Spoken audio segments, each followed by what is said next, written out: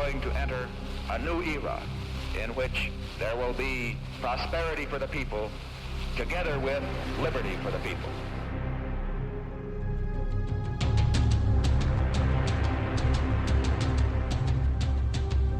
The question is, why are we supporting El Salvador? No, the question was, why are we killing priests in El Salvador? The answer is we're not. Now you be quiet. President Cristiani is trying to do a job for democracy, and the left-wing guerrillas must not take over El Salvador.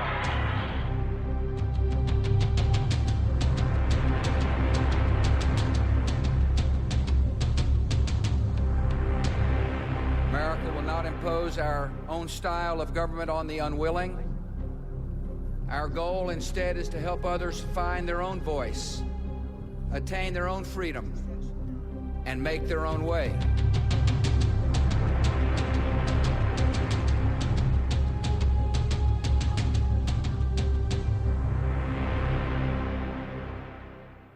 This film is about the struggle of people to free themselves from a modern form of slavery.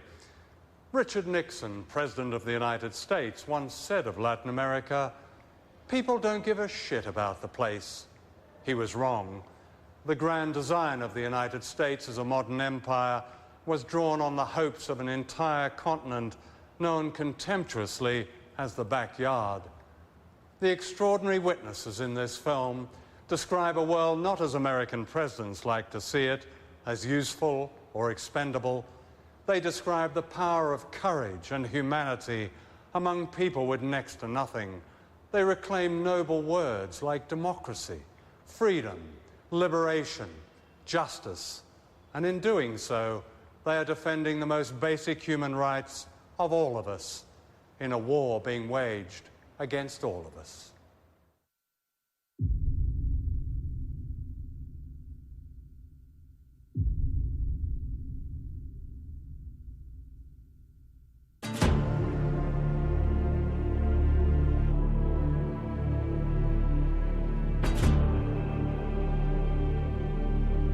This is Caracas, capital of Venezuela, one of the richest countries in Latin America, thanks to huge deposits of oil. The rich in Venezuela live in leafy suburbs with names like Country Club. Their spiritual homes are Miami and Washington.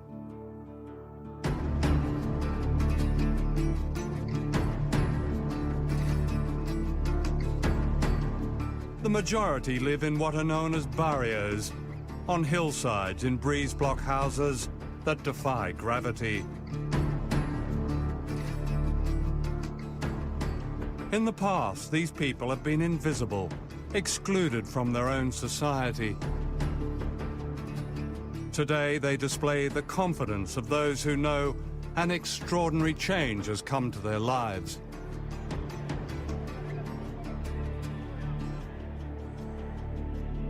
This is Hugo Chavez, president of Venezuela, the voice of the barrios. Chavez and his supporters have won 10 elections in 8 years.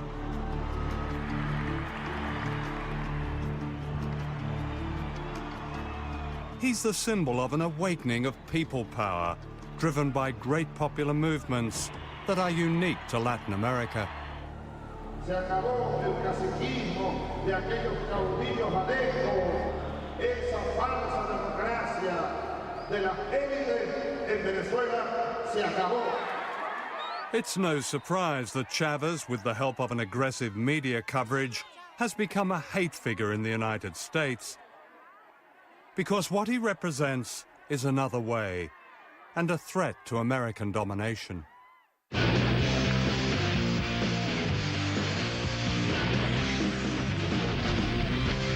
All right, now, Hugo Chavez, the speaking of criminal, government of Venezuela, offering... The criminal? The criminal. It's a criminal government. In my opinion, and the opinion of a lot of people in our government, Hugo Chavez represents an extreme threat not only to our nation, but to our hemisphere.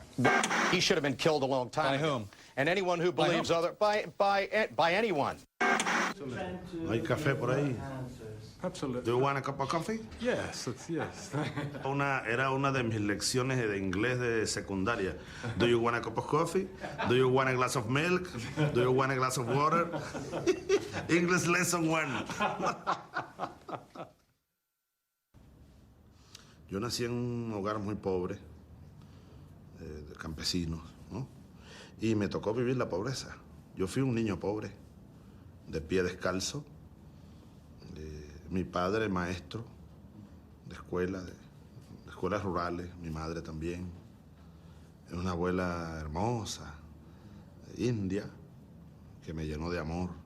Mi abuela me enseñó mucho y aprendí de ella la solidaridad con los demás, el compartir el pan, aun cuando poco con el otro. Entonces me fui al ejército, a la academia militar, me hice soldado. Y ahí me conseguí con Bolívar. Empecé a dar cuenta de la verdad. Simon Bolivar is venerated in Latin America as the liberator from Spanish colonialism. Bolivar believed that freedom only came when people united against all invaders, no matter their disguise.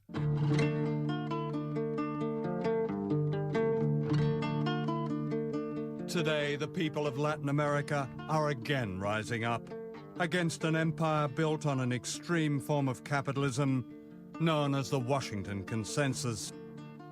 Whole countries have been privatized, put up for sale, their natural wealth sold to foreign companies for peanuts. In Venezuela, they've said, no more.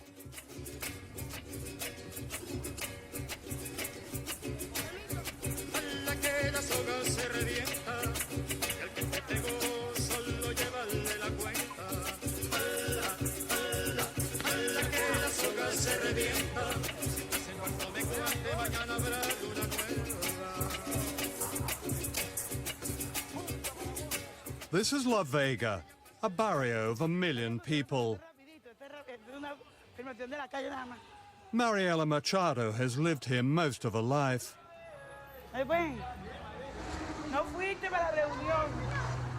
She knows what it's like to be excluded in her own country. Mira, yo tengo un hecho muy concreto. En los mapas, todos estos cerros, las casas que tienen allí, desaparecían áreas verdes. Así aparecíamos áreas verdes antes del gobierno de Chávez. Antes del gobierno de Chávez no nos sentíamos incluidos en la sociedad.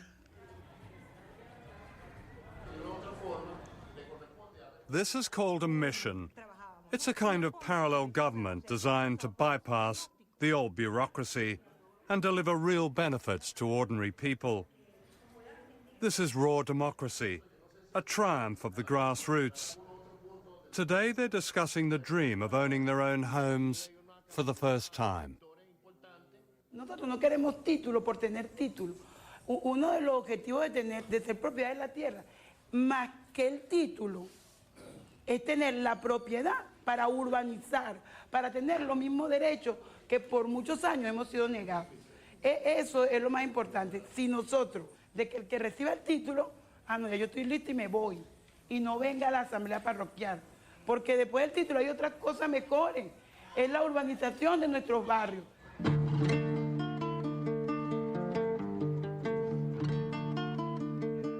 Soon after Chavez was elected in 1999, Venezuelans voted on a constitution, and this little blue book has become a bestseller ever since.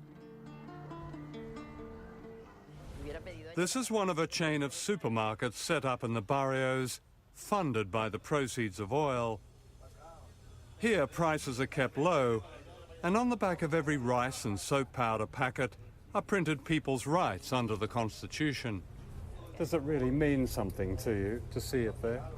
No, claro, porque yo no sabía lo de que teníamos derechos como cualquier otro, pero y en este que nos habla en el artículo número 23, ¿verdad? Que nos habla de la política nacional y legislación. Mira, todo eso es, esto por lo menos nosotros nos instruye. Democracia, lo dije hace un rato, delante de nuestro pueblo. Como dijo Lincoln, son definiciones sencillas. Ahora, lo difícil es llevarlo a la realidad. Aquí estamos llevándolo a la realidad. Gobierno del pueblo, por el pueblo y para el pueblo. A una sociedad de incluidos y de iguales, donde no haya exclusión, donde no haya miseria, donde reinen los valores humanos.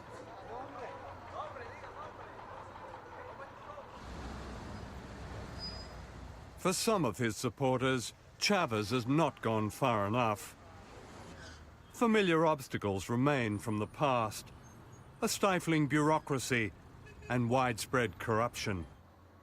And although poverty has fallen dramatically in recent years, it's far from eradicated. When you drive in from the airport at Caracas, the one thing that shocks a first-time visitor are the barrios, the numbers of poor people. Why is it in Venezuela, which earns so many billions of dollars in oil money, that there still is this poverty in spite of all the changes you've made? ¿Que los pobres de Venezuela siguen siendo pobres? Sí. Yo siempre les digo, no queremos ser ricos. Nuestro objetivo no es la riqueza material. Es vivir dignamente, claro, salir de la pobreza y salir de la miseria sobre todo. Y vivir dignamente. Ese es el objetivo. No convertirnos en millonarios, el American Way of Life. No, esa es una imbecilidad. Eso te lo digo un poco porque el tema de la pobreza es un tema al que somos muy sensibles y es el que nos lleva la mayor parte de nuestra lucha de todos los días.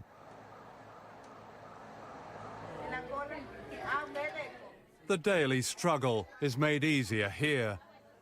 10 years ago, this clinic would not have been dreamed of. Now, all over Venezuela, ordinary people have free health care, many seeing a doctor for the first time in their lives. Están haciendo un documental sobre Venezuela. Perdona la interrupción.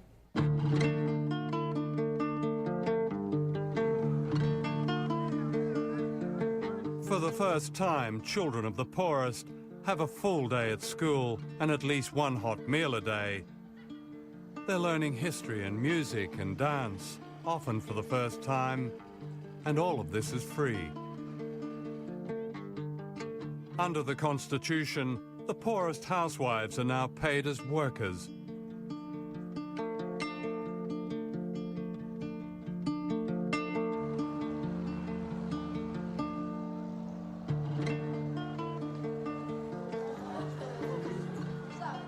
Desde el mismo nivel y vamos todos, nos preocupamos del compañero que... There is now close to full literacy thanks to classes like this, catering to those like Mavis Mendez, aged 95, now reading and writing for the first time.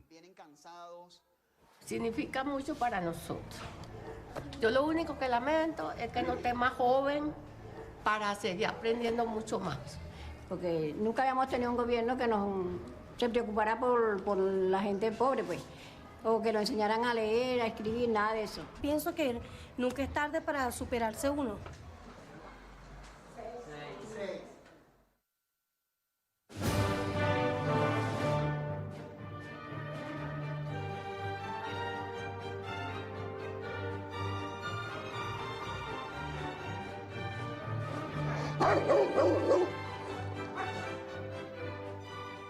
This is East Caracas, home to some of the wealthiest people on Earth, and what they call here the middle class.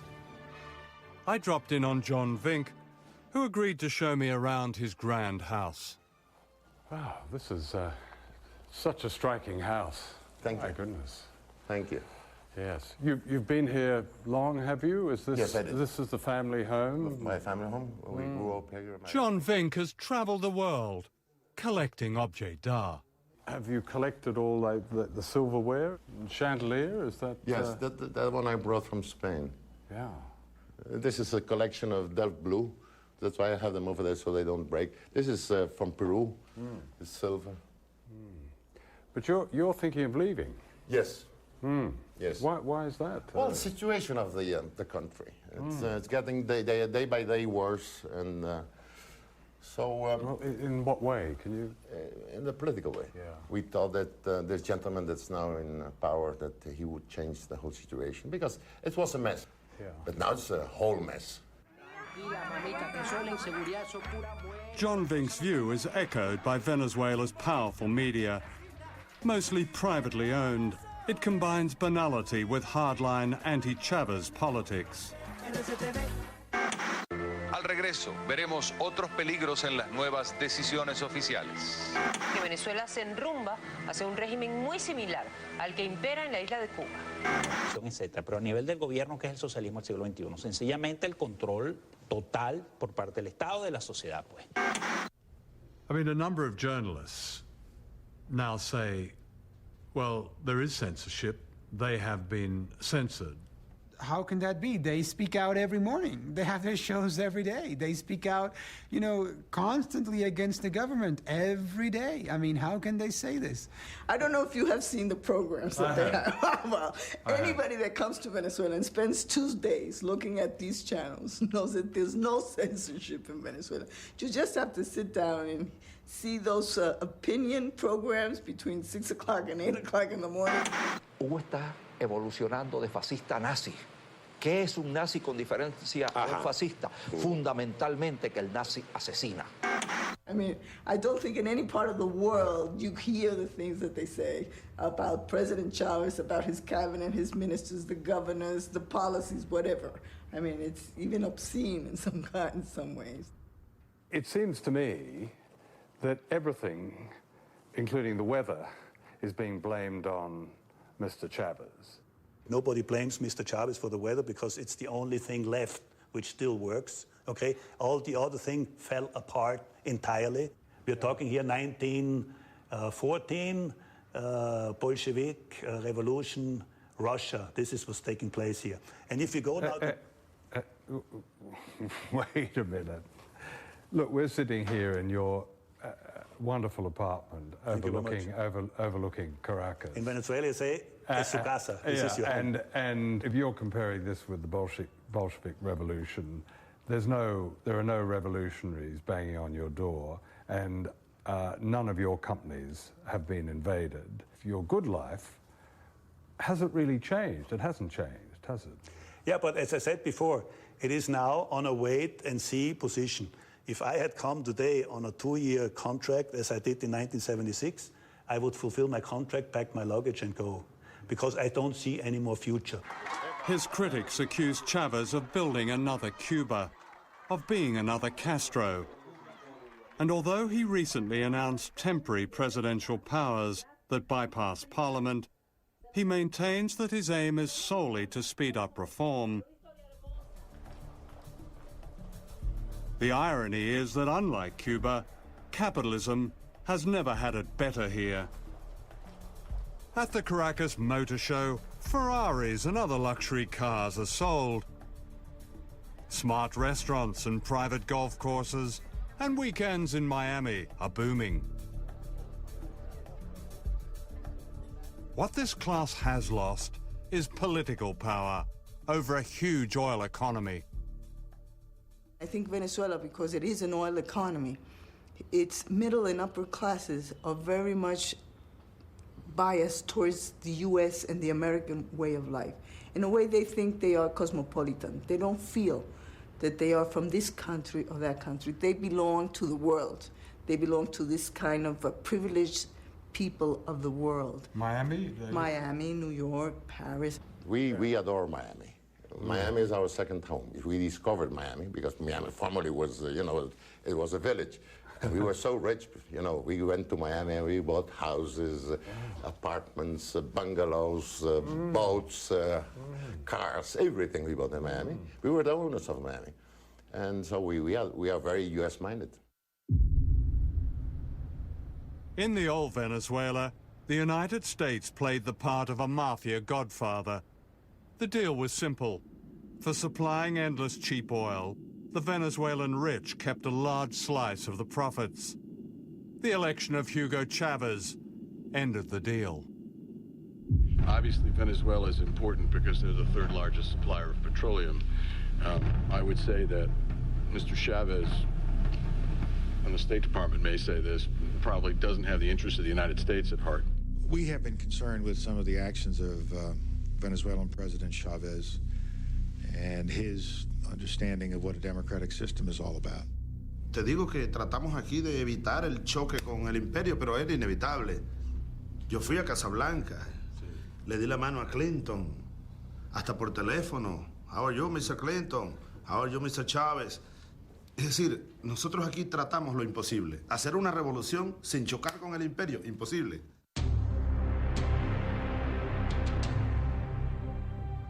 In Washington and Miami and the country clubs of Caracas, getting rid of Chavez became an obsession. In early 2002, secret plans were laid by the Venezuelan opposition, with the media leading the attack. ¿Usted cree que el presidente de la República está loco? Va llegando el momento en que todos hablemos de la transición, sin Chávez, por supuesto. Anti-Chavez protesters took to the streets, their anger inflamed by the media. Nunca ha venido alguien tan feo y tan malo como esto. Hugo Satanás Chávez Frías es el anticristo, es el demonio, es el diablo, es diantre, Lucifer. Él es el único que sobra aquí. The campaign to overthrow Chavez came to a head on April the 11th, 2002. An anti-Chavez protest march was called in the center of Caracas.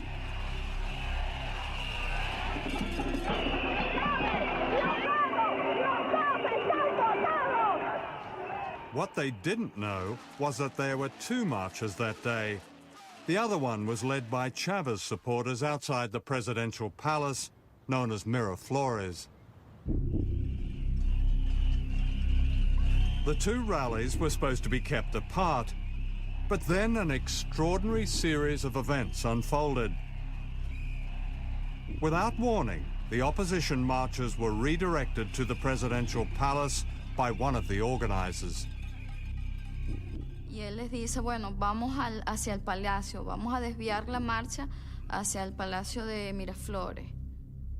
People tried to stop the march from changing course, but the organizer was having none of it. Le dice, no, en esta vaina mando yo y tú mandas en tu casa. Esto ya está programado y se va hacia Miraflores. The opposition marchers were suddenly herded towards government supporters. As they approached the palace, shots rang out.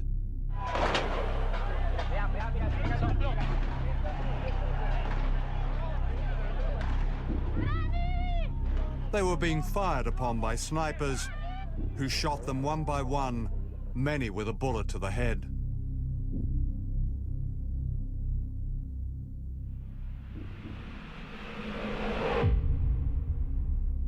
Soon afterwards, these pictures began appearing on anti-government TV, blaming the shooting on Chavez supporters on a city bridge.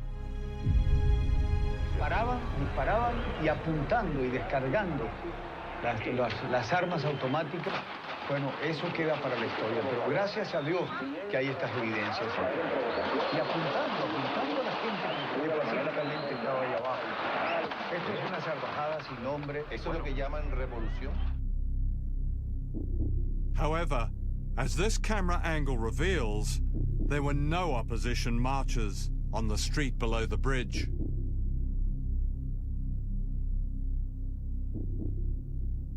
What the TV pictures did not show was this.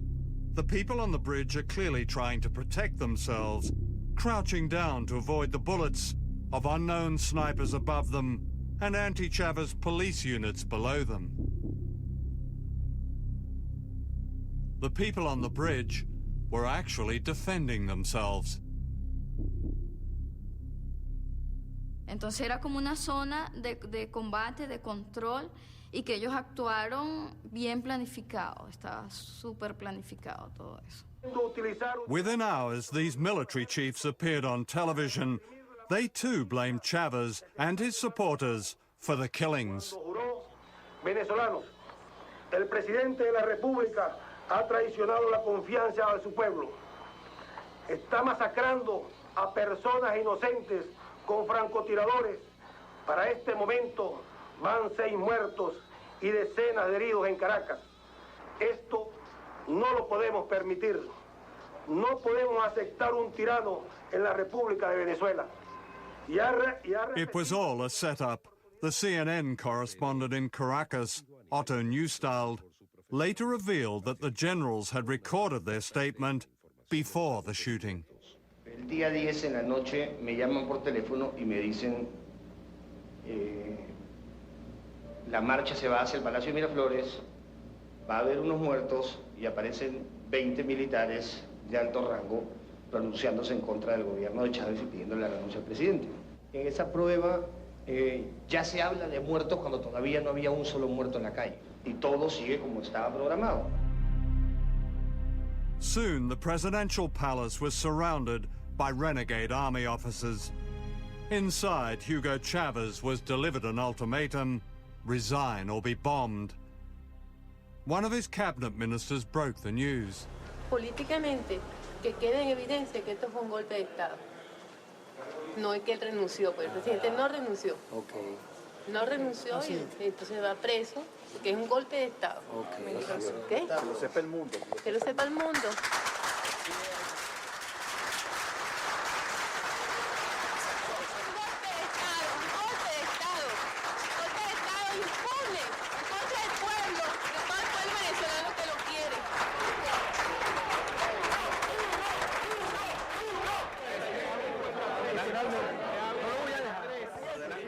The plotters announced that Chavez had resigned. He hadn't. He was kidnapped.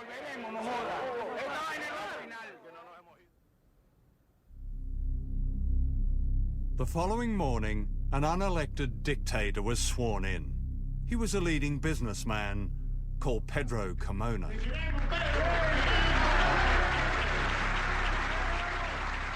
Eso hicieron una fiesta. Yo vi todo ese programa cuando ellos estaban en tu programa de televisor. Mire, mijo, usted no tiene idea cómo lloré. Como que si se habían muerto mis hijos y mi madre, que son la cosa más sagrada que tengo. En verlos a ellos como decían, bueno, amaneció de nuevo en Venezuela.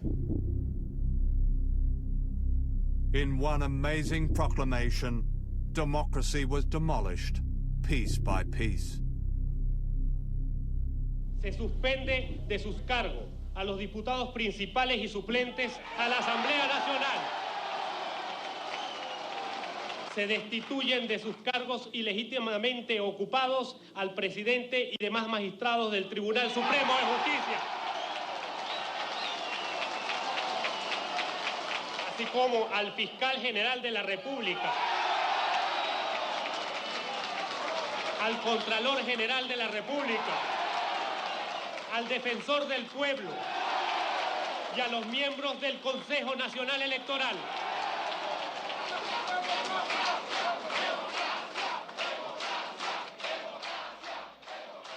Usted no tiene idea de lo que ese decreto nos hizo. Fue tan fuerte la cuestión, lo que nosotros vivimos en ese momento, porque ya no veíamos al pasado, a la represión, a la lucha por todo.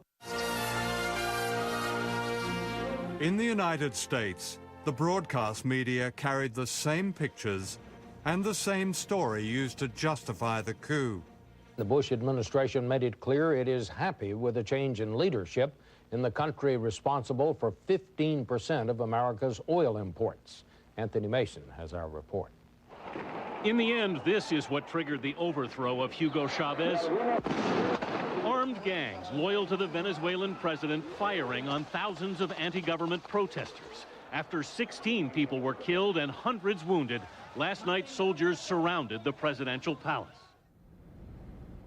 At the White House, the spokesman of President Bush rubber-stamped the story. Let me share with you the administration's thoughts about what's taking place in Venezuela. We know that the action encouraged by the Chavez government provoked this crisis. The Chavez government suppressed peaceful demonstrations, fired on unarmed, peaceful protesters, resulting in 10 killed and 100 wounded. That is what took place, and a transitional civilian government has been installed. Back in Venezuela, 3 years of modest democratic reform had been overturned. Afortunadamente tenemos una gran arma, que son los medios de comunicación. Si ustedes, el pueblo venezolano vio hoy, el ejército ni la Fuerza Armada hizo un disparo. Todo esto fue nuestras armas fueron los medios de comunicación. The plotters and their friends had everything to celebrate, or so they thought.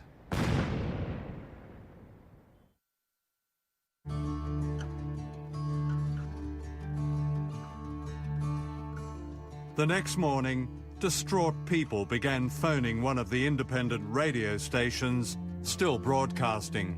Que tanto nos ha costado a los venezolanos. Me duele el alma por mi hijo, por mi hija, por los nietos, por toda esta juventud que va a quedar a la deriva de nuevo, en las manos de los alecos y los copellanos corruptos que llevaron a este país al caos total, sin moral. Se fue la esperanza de un pueblo, se fue la Constitución, se fue la democracia, se fue la esperanza de los niños. But hope had not gone. The truth began to emerge that the resignation of Hugo Chavez had been faked. His wife, Maria, confirmed this in a call to the radio station. Me dijo, aún después de muerto, quiero que logres que los organismos internacionales le hagan una prueba de grafología a esa firma, si es que existe, porque yo nunca firmé eso. And the people in the barrios started to fight back. Down from the shanties they came to rescue their president. The farther you take my rights away, the faster I will run.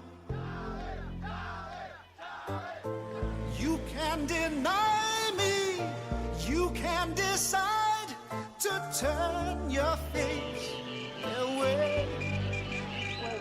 Dictadura, queremos a Chávez. Chávez es el presidente de Venezuela y el pueblo lo ama y lo vamos a defender. No matter, 'cause there's something inside so strong. I know that I can make it, though you're doing me wrong, so wrong. You thought that my pride was gone. Oh no, something inside so strong. Hundreds of thousands surrounded the palace, demanding the return of Chavez. Faced by such people power, the army turned.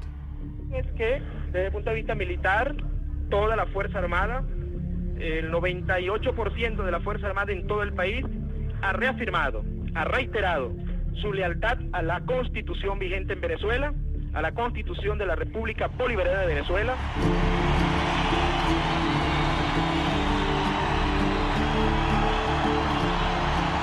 Roared on by huge crowds, the presidential guard who had gone into hiding retook the palace, and the plotters fled. Los muchachos, los policías militares que estaban dentro de Miraflores, empezaron a levantar la bandera. Eso también nos dio más fuerza todavía a que no estábamos solos. Y ahí nos quedamos hasta que empezó a venir un helicóptero. Venía un helicóptero a medianoche que llegó a Miraflores y ahí sabíamos que venía Chávez. Eso fueron una hora de gloria para nosotros en vez que llegaba.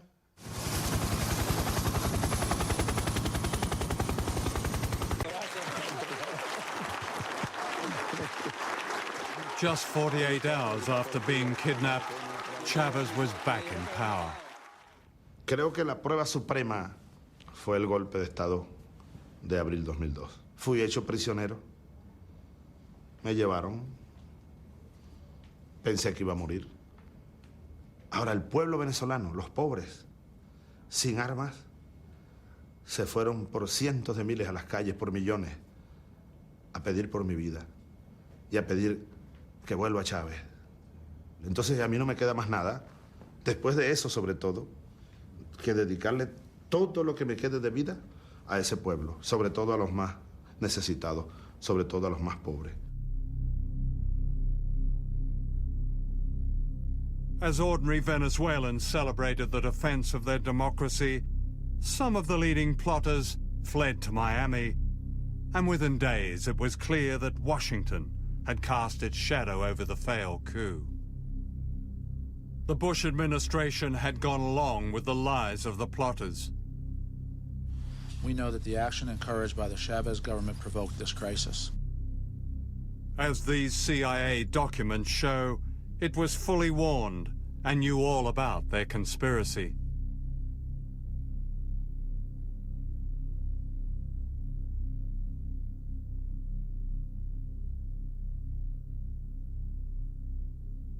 Washington claims that it warned Chavez about the coup. This is denied by the Venezuelan government. Washington not only knew what was going on, it was backing and funding the coup indirectly. Documents recently released show that the Bush administration channeled millions of dollars to the Venezuelan opposition in the months leading up to the coup. The money was handed out by its principal aid agency, USAID, and an organization called the National Endowment for Democracy. During the 6-month period prior to the coup in April 2002, the U.S. government invested more than $2 million into financing these organizations that they knew at least 6 months before were planning to overthrow the government. You're essentially saying post hoc ergo propter hoc, because it happened. What was that again? I don't think our viewers will understand that. If you could translate that. Just because it happened after we provided support to these groups doesn't mean that it happened because we provided support to these groups. Yeah. It is a logical fallacy. Right. We would be very open and transparent about what kind of support we provided through the National Endowment for Democracy and other institutions. In fact, the National Endowment for Democracy handed out money to groups whose leaders were given cabinet positions in the short-lived illegal regime. An official in Washington explained that this was merely part of President Bush's freedom agenda. But I want to just be very explicit about this, because there is, I think it's very important, and it's in the interest of fairness, to understand that the United States did not support that coup. President Bush has promised to rid the world of evil and to lead the great mission to build free societies on every continent. To understand such an epic lie is to understand history, hidden history, suppressed history, history that explains why we in the West know a lot about the crimes of others, but almost nothing about our own. The missing word is empire. The existence of an American empire is rarely acknowledged, or it's smothered in displays of jingoism that celebrate war, and an arrogance that says no country has a right to go its own way unless that way coincides with the interests of the United States. For empires have nothing to do with freedom. They're vicious. They're about conquest and theft and control and secrets. Since 1945, the United States has attempted to overthrow 50 governments, many of them democracies. In the process, 30 countries have been attacked and bombed, causing the loss of countless lives. In my lifetime, the following countries in Latin America have been assaulted by the United States, directly and indirectly.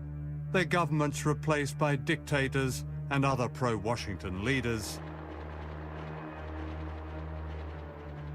One of the first to be attacked was Guatemala, one of the small countries of Central America, known dismissively as banana republics.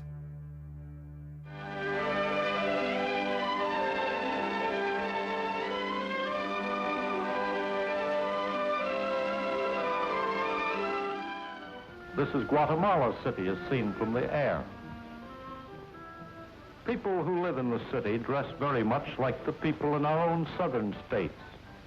There are many churches and people go to church regularly. They speak Spanish, of course, as most of them are of Spanish descent.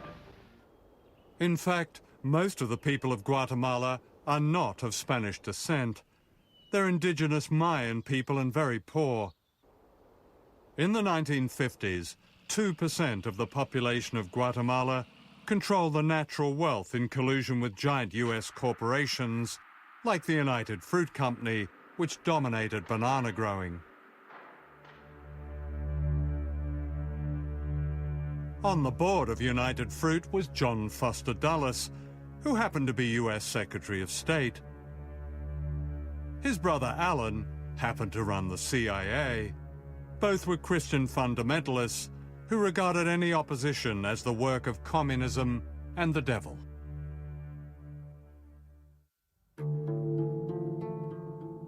In 1950, this man, Jacobo Arbenz, became the first Guatemalan leader to be democratically elected by a majority of his people, who saw in him the hope of social justice. He was the Hugo Chavez of his day. What was going on in Guatemala is that there was a democratically elected president in 1950, Jacobo Arbenz, who sought to institute a series of New Deal-style reforms in which the state had a greater role in both developing the economy and redistributing wealth. And the centerpiece of that was a land reform.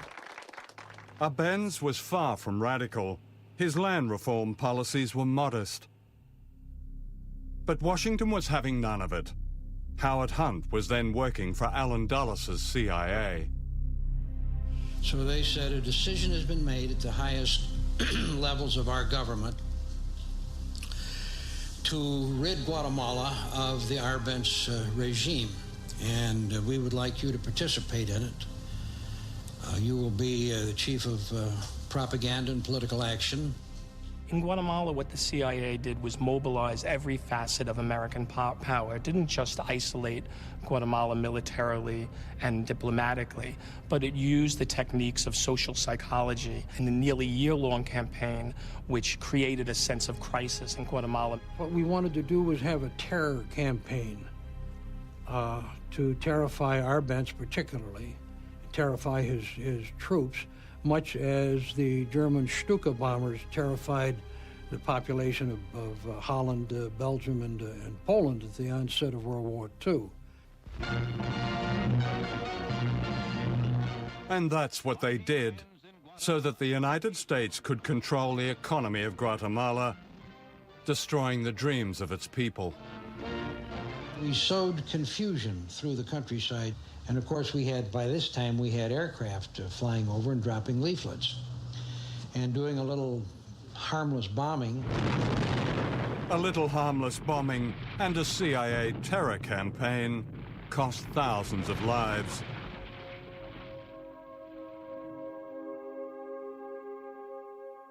Arbenz, the Democrat now branded a communist, was humiliated, stripped naked, and photographed before being forced into exile. Richard Nixon, then Vice President of the United States, flew in to congratulate the new dictators. That Guatemala is going to enter a new era in which there will be prosperity for the people together with liberty for the people. General Rios Montt was to be one of Washington's faces of liberty. During his time as president in the 1980s, thousands of people were murdered by death squads, most of them indigenous men, women, and children. His guns and helicopters came from the United States. President Reagan flew in to warmly endorse the general, whom he described as a man of great personal integrity. In the CIA, we didn't give a hoot about democracy. I mean, it was fine if a government was elected and would cooperate with us, but if it didn't, then democracy didn't mean a thing to us. And I don't think it means a thing today. The crushing of Guatemala was Washington's blueprint. 4 years later, Cuba, just 90 miles from Florida, threw down the first direct challenge, ending Cuba's humiliation as a North American colony, a playpen for drug barons and the mafia. Se han encontrado con que que la revolución cubana sabe también pelear y ganar batallas en ese campo. Washington would never forgive Fidel Castro. Under the government aegis, we had task forces that were striking at Cuba constantly. We were attempting to blow up power plants. We were attempting to ruin sugar mills. We were attempting to do all kinds of things during this period. This was a matter of American government policy. This wasn't the CIA. Cuba's achievements in healthcare and education are widely respected. However, for not bowing to the greatest power on earth, the Cuban Revolution has paid a high price. A 45-year economic war waged by the United States and the loss of vital democratic freedoms. How dare you, 90 miles from my country, last 45 years with a different form of government? How dare you haven't allowed American corporations to buy you out? How dare you continue this arrogance that says that you will never succumb to us? Don't you know who we are? Don't you know who these corporations are? Don't you know your life would be better if you could drink Coca-Cola every day? What justified the attacks on Cuba and other Latin American countries was the so-called Red Menace. We all know the atomic bomb is very dangerous. Since it may be used against us, we must get ready for it. First, you duck, and then you cover. And very tightly, you cover the back of your neck and your face. Propaganda like this excused every American invasion, every toppling of a government, every assassination, every act of terrorism. The real threat was an orchestrated paranoia in the United States that became a super cult called anti-communism. The true goal of the United States government is control. And they feel that if the United States did not control the governments of Latin America, then somebody else would. And the principle of government by the people, for the people, of the people, that is just silly.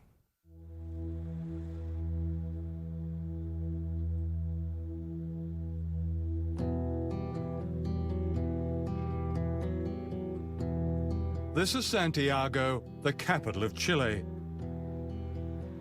In 1973, the National Stadium was turned into a concentration camp as a military coup, backed by the United States, overthrew the democratically elected government of Salvador Allende. The leader of the coup was a fascist, General Augusto Pinochet, who rounded up Allende's supporters and brought them here. A young medical student, Roberto Navarrete, was one of them. These changing rooms were used as what when you were imprisoned here?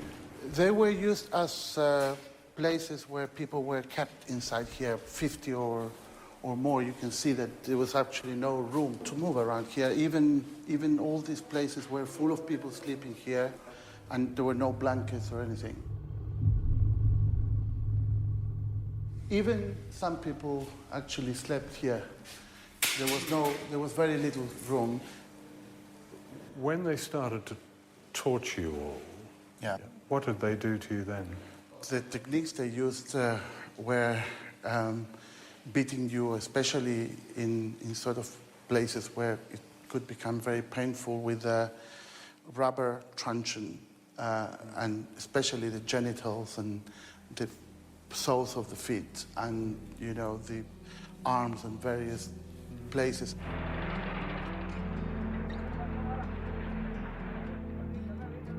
Over 2,000 people were confined here, many of them never to be seen again.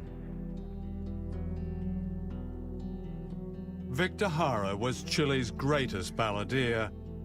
His songs had celebrated the popular democracy of the government of Salvador Allende. He was taken to the stadium, where he was a source of strength for his fellow prisoners, singing for them until soldiers beat him to the ground and smashed his hands. In his last poem, smuggled out of the stadium, he wrote,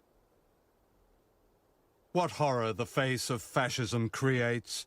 They carry out their plans with knife-like precision.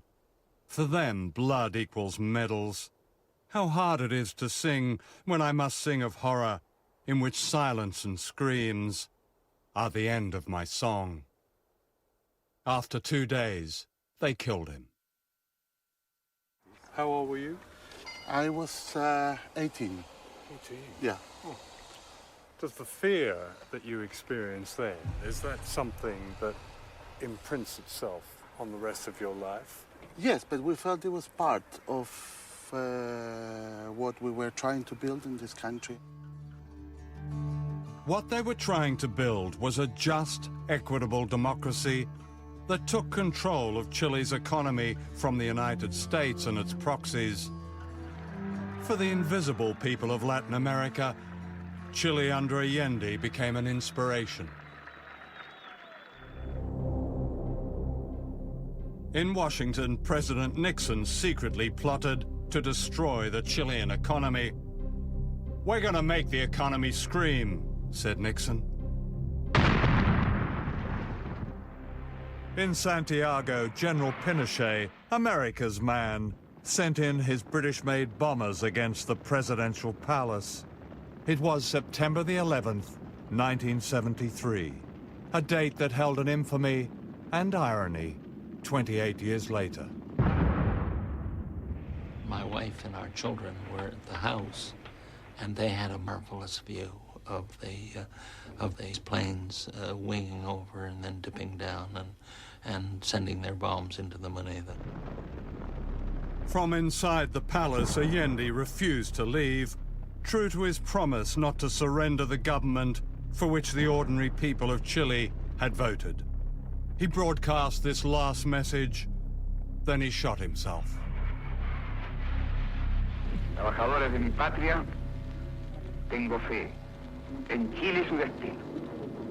Llegan ustedes sabiendo que mucho más temprano que tarde, de nuevo abrirán las grandes alamedas por donde pase el hombre libre para construir una sociedad mejor. ¡Viva Chile! ¡Viva el pueblo! ¡Vivan los trabajadores!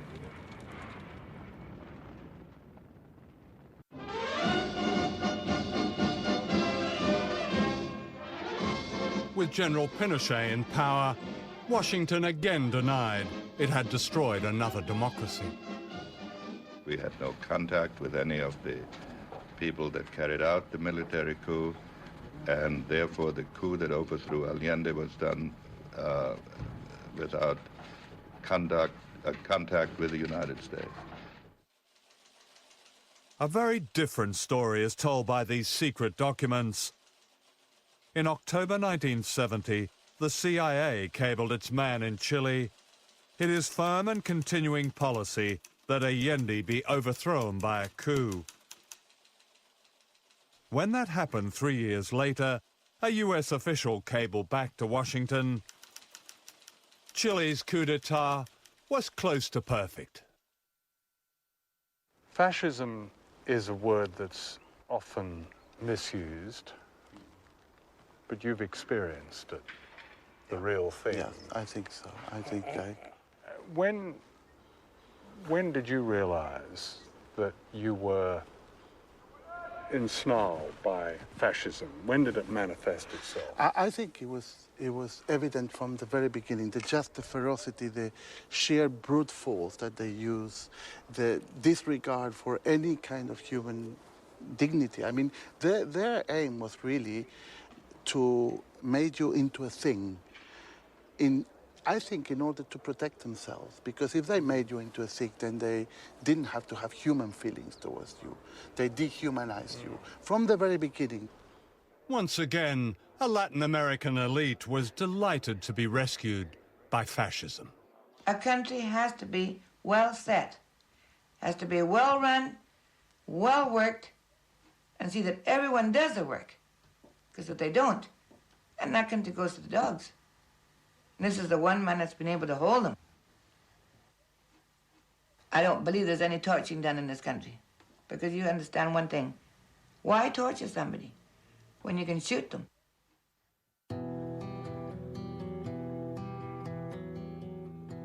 This is where they tortured and killed them. Villa Grimaldi was once a palatial home in a suburb of Santiago. Under Pinochet, it became a place of horror. Today, it's a memorial to its many victims. Sarah DeWitt, then a student activist, was a survivor. What was the date that you were arrested? Do you remember? Oh, yes. I was picked up on the 3rd of April, 1975, 7 o'clock, on the dot. So the junta had been in power for about 18 months. Yes. So when I realized, someone had put what I imagine it was a gun, on my back and said to me, don't make any noise, don't try to run because we will shoot you. You are coming with us. In a strange wooden tower like this, in spaces the size of a dog's kennel, people were tortured to death.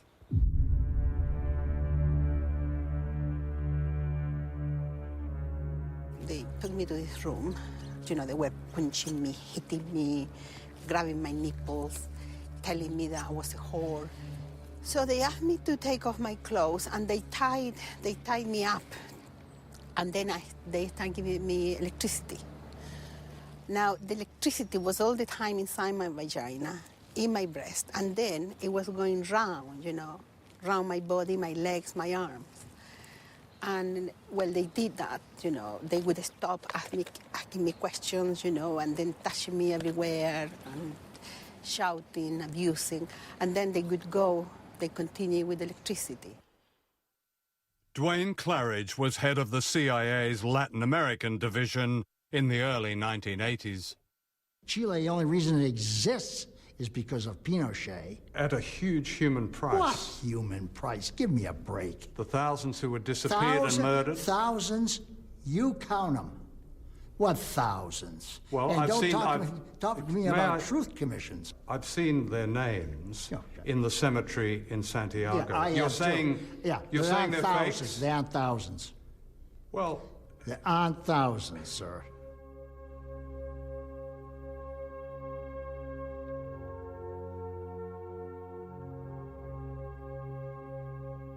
There are thousands, each name documented by human rights organizations, some of them remembered here on the memorial wall at Villa Grimaldi. You have a couple of friends there, like Jacqueline? Yes, I have friends, mainly people from my training. There is a girl there, Jacqueline Drugy, another one, Cecilia Labrin. She was pregnant, Cecilia, 3 months pregnant when they took her. They took another woman, Elizabeth Recas. She was 7 months pregnant. She went missing as well. Doesn't bear thinking about, does it? No, because sometimes, I think about what were they feeling, when they were being killed and why, and, well, sometimes I think too much and I start feeling, like the pain. What do you feel when you are being killed? And in such a way that I find frightening, really. Yeah. Because you wish, that you could have done something for them. It's such the isolation. You must feel totally, I don't know, what do you think, really? Alone. Yeah, very, very much alone.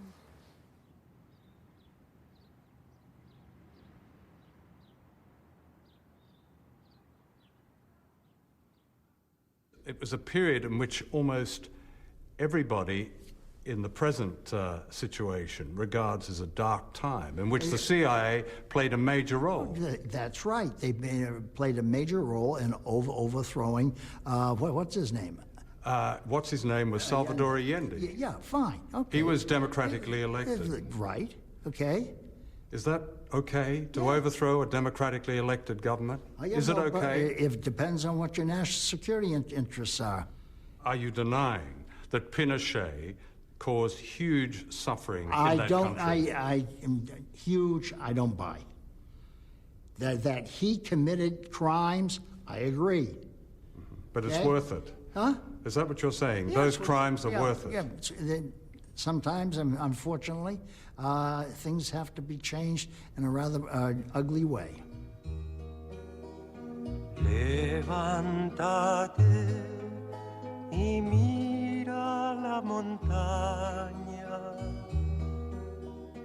de donde viene el viento, el sol y el agua. Tú que manejas el curso de los ríos. By the late 70s, most of Latin America was controlled by dictators, including those like Pinochet, who were openly fascist. All of them were backed, directly and indirectly, by the United States. They sent their henchmen to be trained here at the School of the Americas in Georgia. Officially, it was described as little more than a Boy Scout camp, teaching American values such as respect for human rights. In fact, from these manuals were taught interrogation and torture techniques. Major Joseph Blair taught at the School of the Americas in the early 1980s. The doctrine that was taught was that if you want information, you use physical abuse, you use false imprisonment, you use threats to family members, you use virtually any method necessary to get what you want. Torture? And killing. Kill them? Killing. If there's someone you don't want, you kill them. If you can't get the information you want, if you can't get that person to shut up or stop what they're doing, you simply assassinate them, and you assassinate them with one of your death squads.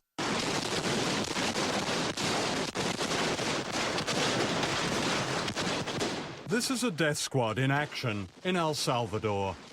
Actually, it's the National Police, many of whom were trained at the School of the Americas. Here on the steps of San Salvador Cathedral, they're gunning down mourners attending the funeral of Archbishop Romero, who was murdered as he said Mass on March the 23rd, 1980. This man, Robert d'Aubusson, gave the order to kill the Archbishop. Major d'Aubusson was Washington's dirty secret in El Salvador.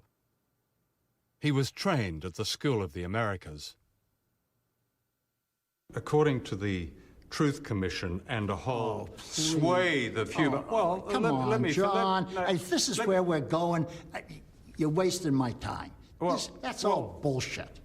Those people all had agendas. So it was bullshit that the Salvadorian military were murdering tens of thousands of people. I bet you can't count more than 200 in the whole 10 or 12 years.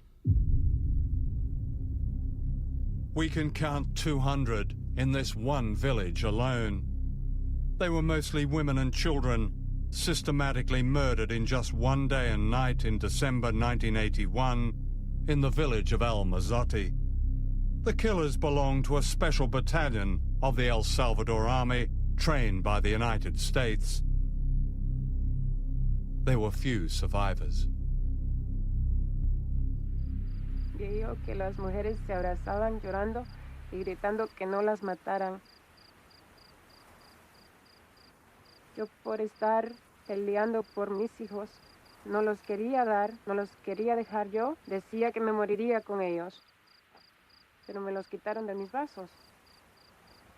Cuando se oía que estaban matando a los niños por la noche, se oían los gritos de los niños y les gritaban a sus mamás y a sus papás. You're taking the stuff from these propaganda mills. And I'm not interested. What are the propaganda mills? All these things, this truth thing and all that, they're nothing but propaganda mills. Do you really think I didn't know so. Are they all conning us, lying us? Yeah, Amnesty International? Amnesty International's right in the middle of it. During the 1980s, the years of Ronald Reagan in the White House, a trail of carnage and grief was blazed across Central America. I reported America's war against Nicaragua, which had the temerity to overthrow a Washington-backed dictator, Somoza. The CIA attacked Nicaragua with death squads known as the Contra. Why did Washington attack such tiny countries? Because the weaker they are, the greater the threat. People who can free themselves against all the odds are sure to inspire others.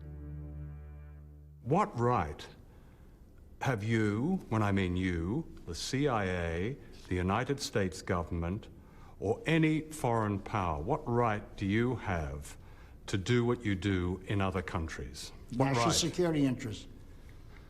But that's a divine right, isn't it? Because the people that you do it to have no say in this. Yeah, well, that's just tough. We are going to protect ourselves, and we're going to go on protecting ourselves because we end up protecting all of you. And let's not forget that. Right, no, I won't. We'll intervene whenever we decide it's in our national security interest to intervene. And if you don't like it, lump it. Get used to it, world. We're not going to put up with nonsense. And if our interests are threatened, we're going to do it. In Guatemala, the United Nations described the Washington-backed campaign against the Mayan people as genocide. An American Roman Catholic nun, Sister Diana Ortiz, experienced this at first hand as a missionary. In 1989, after speaking out about the brutal treatment of the indigenous people, she was kidnapped. In 1989, November 2nd, I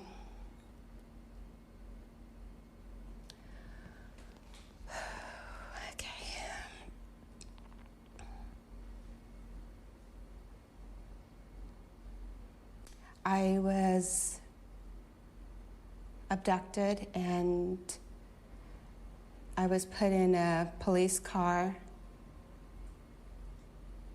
blindfolded, and taken to a military installation in Guatemala City, known as the Polytechnica, which still exists today.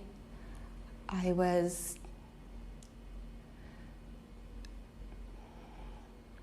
taken to a basement, and I still remember to this day, upon entering the building, the clandestine prison, hearing the screams of people being tortured. Can you stop? For 24 hours, she was tortured and gang raped. During her ordeal, she identified the leader of the gang as a fellow citizen of the United States. I came out a totally different person, but also with new eyes and more attuned to the hurting, the brokenness, the oppression, the deceit of my government. I've heard people say that what happened in Abu Ghraib is an isolated incident. And I have to just shake my head and say, are we on the same planet? Aren't you aware of our history?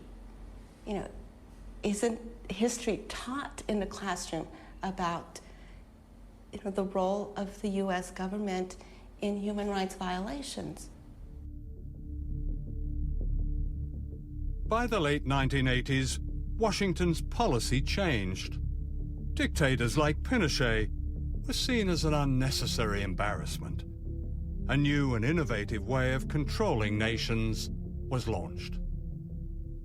Good morning and welcome. It's good to have you all here to help celebrate the launching of a program with a vision and a noble purpose. The National Endowment for Democracy is, just as we've been told, more than bipartisan. The establishment of the National Endowment goes right to the heart of America's faith in democratic ideals and institutions. It offers hope to people everywhere. Like any new brand, it had a snappy name, Democracy. It was largely fake, an illusion of marketing and spin. This brand of democracy meant that whoever you voted for, the policies would be broadly the same, and your country's economy would be in step with the United States. Washington would be your closest friend, or else. In the 1990s, these democracies in name replaced dictatorships in Latin America, with Chile providing the model.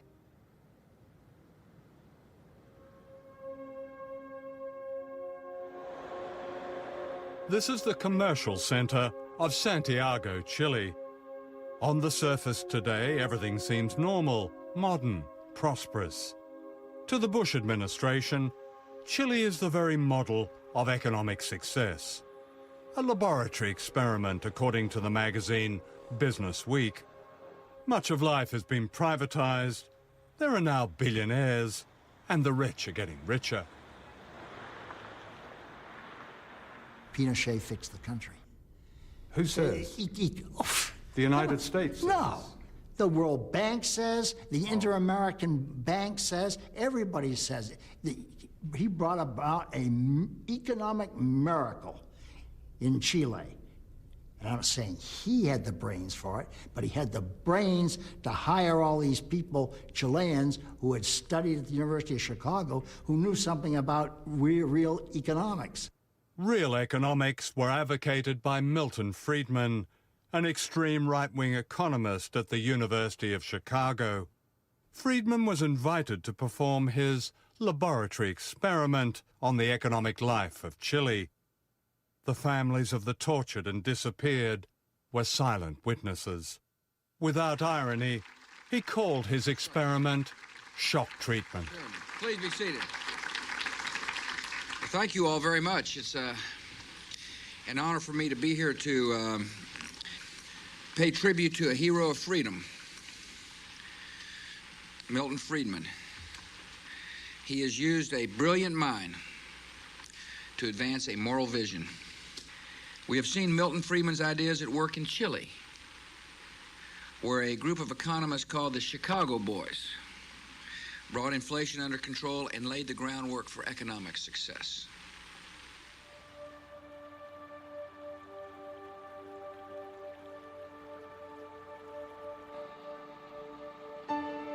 This is the other side of the economic miracle. Chile today is a deeply unequal society.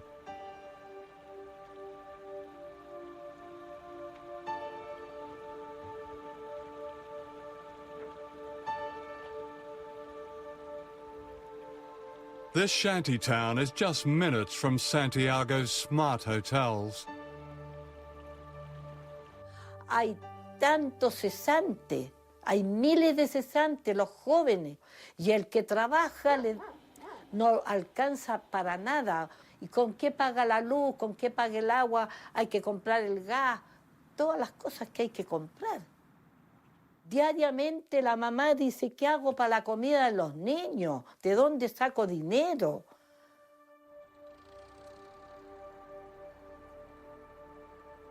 We found this couple living and freezing in the shantytown. They're homeless and have a week-old baby. Si usted puede describir un poco cómo es vivir en estas condiciones. Para empezar, el frío en la noche. Difícil. El frío en la noche es súper difícil. Por mi guagua tuvimos que prender la cocina. ¿Cuánta gente en Chile vive de esta manera? En realidad, yo creo que mucha gente. Y en peores condiciones que nosotros.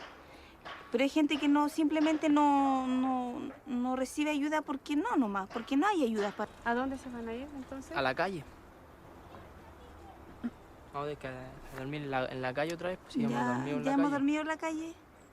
En el extranjero, en Europa y en Estados Unidos y en otros lugares, se dice que Chile tiene una reputación como un país rico, acomodado. Sí. ¿Qué es lo que ustedes dicen a eso? Sí, yo creo que puede ser, es verdad, pero para la gente que... Pero eso es para la gente que tiene, no para nosotros. Chile is a democracy now, in theory. A complicated voting system splits the vote and discourages real reform. It's a product of General Pinochet, based on a constitution that's also a product of Pinochet. The general may be dead, but the power of the military remains. It's all very modern, the media is safe, and many believe it's wise to be silent, like the graves of their forgotten compatriots. It's Washington's ideal democracy. La dictadura tuvo un gran éxito en Chile desde el punto de vista de que estableció un modelo político, económico y social que todavía permanece hasta el día de hoy, porque en esencia no se ha cambiado la Constitución que impuso la dictadura en 1980. No, nosotros no perseguimos democracia porque esa palabra está tan manoseada que no se entiende. Aquí hay una persecución contra los pobres, y no es en Chile, en toda América Latina está pasando eso. Yo creo que la gente que estudia sabe que ese punto de seguir así va a reventar en alguna cosa eso. Yo pienso que el pueblo va a despertar y va a decir, basta, ¿hasta cuándo?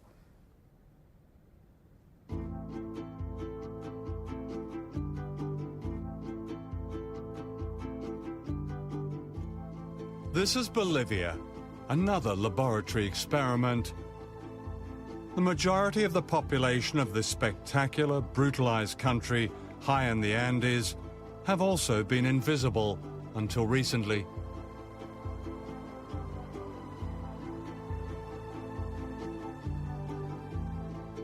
The indigenous people, the Aymara and Quechua, carry memories of a culture and civilization and wealth long before the Spanish arrived 500 years ago. They remember how a single hill of silver underwrote the entire Spanish Empire, while they became the poorest.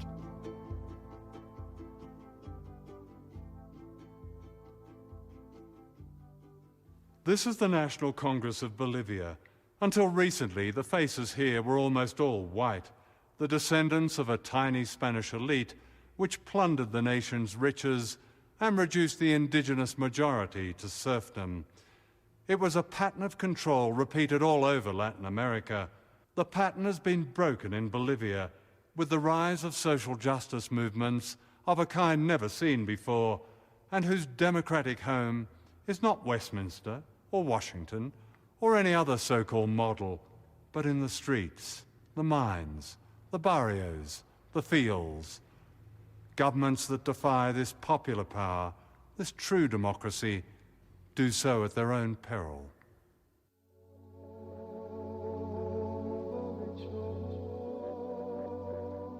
This is El Alto, the highest city on earth, and perhaps the poorest.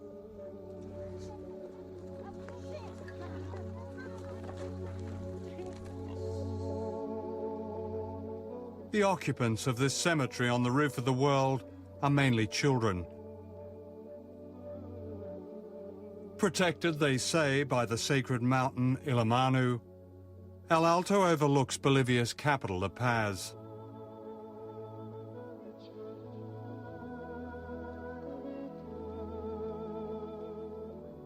Juan Delfin, a priest and a taxi driver, has lived here for most of his life. Esta es una zona Villa Ingenio, cementerio general de Villa Ingenio, de la zona norte, de la ciudad del Alto. Y aquí hay una triste amargura. Hay de todo tipo que están nuestros hermanos, nuestros niños, nuestras hijas, nuestros abuelos y abuelas muertos que están simplemente enterrados. Vemos lo que está, ¿no? Hay incluso una familia, se envenenó toda la familia por falta de trabajo, por falta de economía. Primero el esposo lo envenenó a su esposa, a sus hijos, y él también se envenenó. Hay casos que hemos visto así.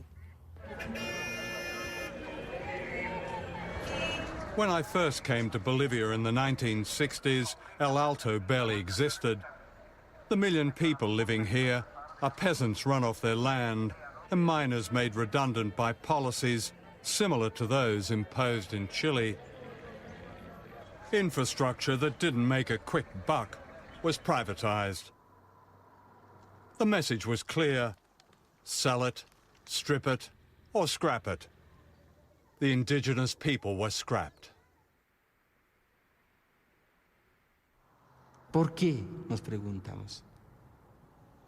Si yo era rico, si soy boliviano rico y nacido, pero ¿por qué estoy pidiendo la limosna? ¿Por qué? Si teníamos mar por un lado, ¿no? Si teníamos plata, oro, todo teníamos.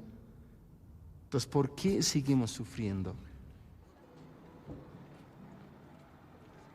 And yet the people here have held together. Their sense of identity, their community.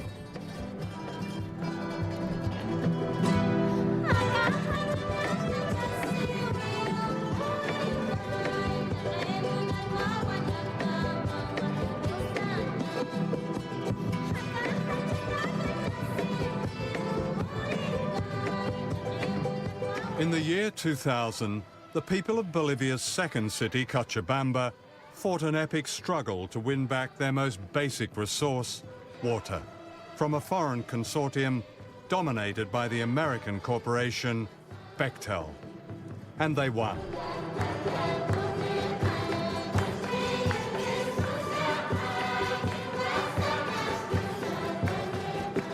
Three years later, in 2003, Bolivia's power brokers were about to get another shock. This is Gonzalo Sanchez de Lozada. Known as Goni, he was brought up in Washington. His English is better than his Spanish. They knew him here as El Gringo. Yo lo veía un gordo sentado en una silla de ruedas, que es de oro, ¿no? Y soberbio. Entonces yo pienso que él era soberbio, tal vez por el poder que tenía, ¿no? Que era su riqueza. When Goni was elected president of Bolivia in 2003, he backed a law that amounted to a fire sale of the country's resources. Almost everything was up for grabs, including Latin America's second biggest gas reserves. De un de repente sabemos que tenemos gas y se está vendiendo al otro extranjero y tiene que ir a Estados Unidos, tan grandes, y mientras yo me estoy cocinando con leña. Entonces empieza la guerra desde ahí. Y bloqueamos, manifestamos y paro hasta que nos responda. The people of El Alto fought back, blocking the roads leading into La Paz.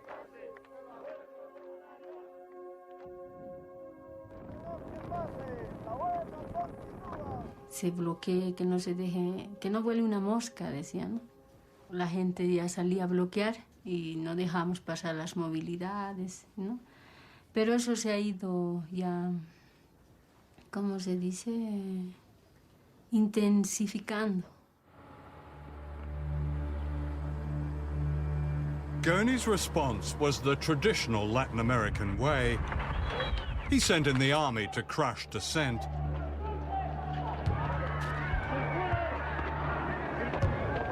Scores were shot dead.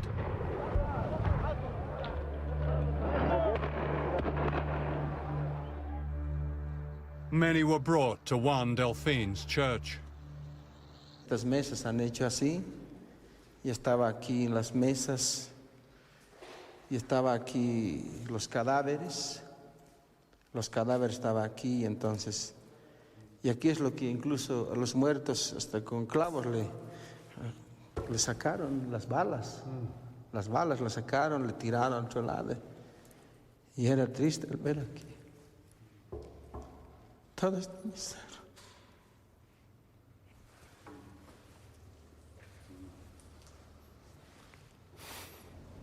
Todo eso era lleno aquí, puros doctores, estaba aquí, ninguna gente, pero el olor era harto.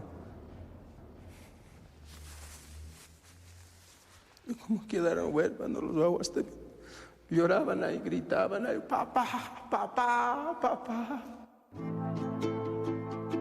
Tens of thousands of people poured down into La Paz,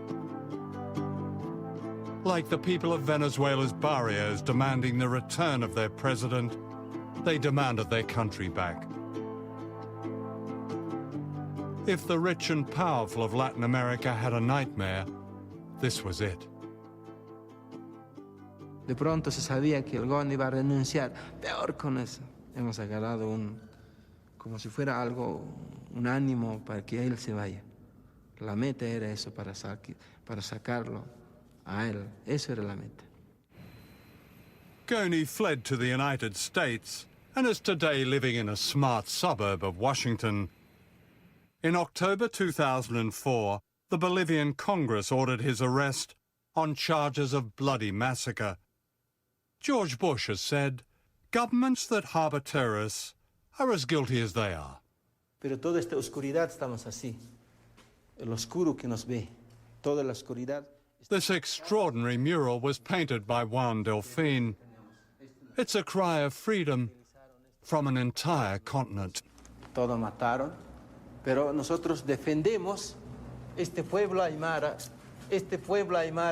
con el potuto que defendemos nosotros, con la expresión de la voz, con el puño que tenemos y que manejamos nuestra bandera, que es nuestra huipala, la bandera, contra Estados Unidos. Este es Estados Unidos, la bandera de Estados Unidos. Contra eso estamos nosotros, porque ellos nos han hecho esto así. Es puño muy importante. Por eso cuando juramos, sí, esto es nuestro, y estamos así.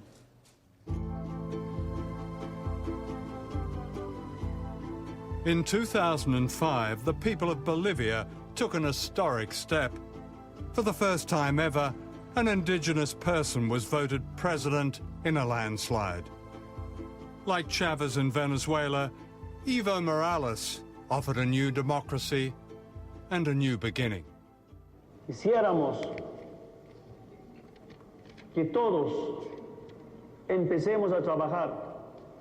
Se acabó las fiestas, se acabó la luna de miel, ahora es trabajo permanente para cambiar nuestra Bolivia. Sin duda que está creciendo, se está propagando por todo el continente de América Latina, el Caribe, pero sobre todo en Sudamérica. Yo me la paso recorriendo esta América Latina desde Buenos Aires hasta Brasilia, Montevideo, La Paz, y por todos lados hay un fervor desatado, hay un fervor. In Latin America, there's now a host of leaders offering new beginnings. Of course, history is crowded with heroes who offer new beginnings. The respectability of great power and its games and deals and plunder always beckon. If these new leaders succumb, their biggest threat may not be from Washington, but from the people on the hillsides. I was born by the river in a little tent. Oh, and just like the river, I've been running ever since. It's been a long time coming, but I know a change gonna come. Oh, yes, it will. It's been too hard living, but I'm afraid to die. 'Cause I don't know what's up there beyond the sky. It's been a long time coming, but I know a change gonna come. Oh, yes it will. El futuro es para mis hijos, para nuestros jóvenes. Y esa lucha no es solamente de Chávez, esa lucha es nuestra. Eso que Chávez abrió, que reconoció nuestras luchas, que nosotros estamos dando con él, lo vamos a seguir dando. Entonces, la lucha del imperio no es con Chávez, es con nosotros. Llegó la hora del gran despertar. Y creo que Víctor Hugo, terminemos por ahí, yo soy muy victorugiano. Víctor Hugo escribió aquello: no hay nada tan poderoso como la idea cuya época ha llegado. El imperio americano llegó a su fin y debe imponerse en el mundo, bueno, el imperio de la ley, de la igualdad, de la justicia, de la fraternidad. Muchas gracias, John. Perfecto. I want Muchas to gracias. see you again. What happened here at the National Stadium in Santiago, Chile, has a special place in the struggle for freedom and democracy throughout Latin America and the world. The vow is never again, and yet it has happened again at Guantanamo Bay and all the other secret places where imperial power, regardless of its democratic pretensions, hides and tortures its perceived enemies. The questions raised in this film are urgent. Are the lives and dreams of the ordinary people of Chile, like the people of Venezuela, like the people of Bolivia, like the people of Nicaragua, like the people of Vietnam and Iraq and Iran and Palestine, expendable, worth only a few seconds on the news if they're lucky? The answer is no. And those who see the world through the eyes of the powerful should be warned. People are rising from the tyranny and oblivion to which we in the West have consigned them. Indeed, their resistance is well underway, as this film has shown.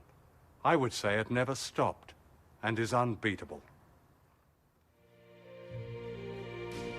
I go to the movie and I go downtown.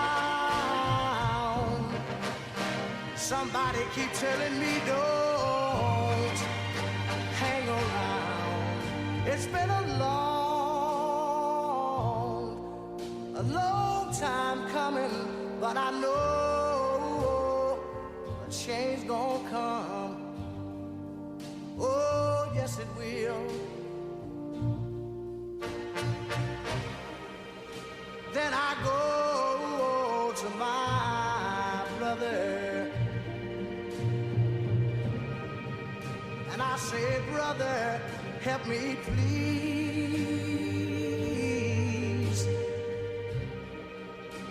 But he winds up knocking me back down on my knees. Oh, there've been times that I thought I couldn't last for long, but now I think I'm able to carry on.